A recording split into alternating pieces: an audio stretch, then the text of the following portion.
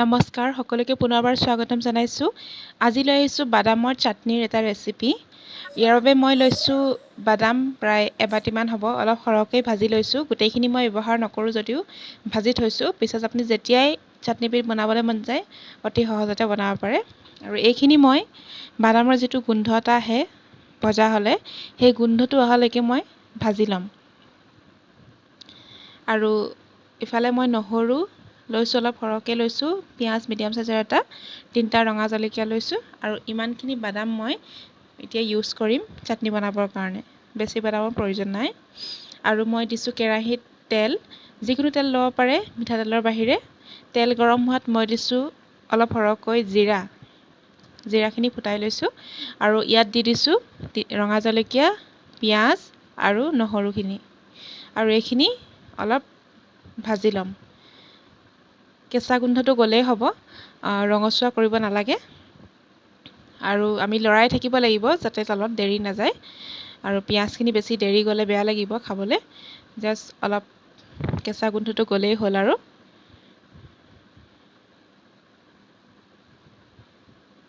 আৰু এইখিনি আমাৰ হৈ গৈছে প্ৰায়, চাওক ইমানখিনিলৈকে ভাজিলেই হ'ল।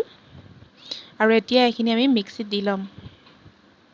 গোটেইখিনি ইয়াতে দি দিছোঁ আৰু ইয়াতে দি দিম এতিয়া বাদামখিনি ইচ্ছা কৰিলে বাকলি গুচাই দিব পাৰে, মই বাকলি গুচোৱা নাই, এনেদৰে দিছোঁ। আৰু দিছোঁ জোখমতে নিমখ, আৰু মই পানী দিছিলোঁ দেখুৱাবলৈ নহ'ল, পানী অলপ দি দিছোঁ। আৰু এতিয়া এইখিনি ভালদৰে পেষ্ট এটা বনাই ল'ম, মিহি পেষ্ট এটা।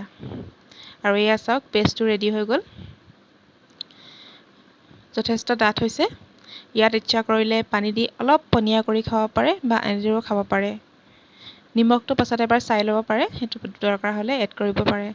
আৰু মই বেছি ডাঠ হোৱাৰ কাৰণে আৰু যিহেতু মিক্সিত অলপ লাগি আছে সেইটো কাৰণে পানী অলপ দি দিছোঁ। আৰু এইখিনি ভালদৰে মিহলাই ল'ম। আৰু ঠিক এনেকুৱা ধৰণৰ হ'ল আমাৰ চাটনিটো।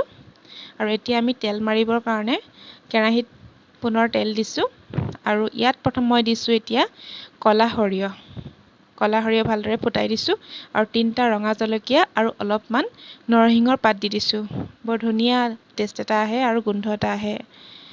এইখিনি ভালদৰে ফুটাই লৈছোঁ, ভালদৰে ভাজি লৈছোঁ। আৰু হৈয়ে গৈছে এইখিনি। আৰু এইখিনি এতিয়া চাটনিখিনিৰ ওপৰত দি দিম, গোটেইখিনি ইয়াতে দি দিম। আৰু এইখিনি এতিয়া ভালদৰে চামুচ এখনেৰে মিলাই ল'ম। এইখিনি চাটনি আমাৰ হৈ গৈছে। এই চাটনিবিধ বৰ ভাল লাগে, ডোচা, ইডলি, উপমা সকলোৰে লগত ট্ৰাই কৰিব পাৰে, এবাৰ বনাই চাবচোন। ধন্যবাদ।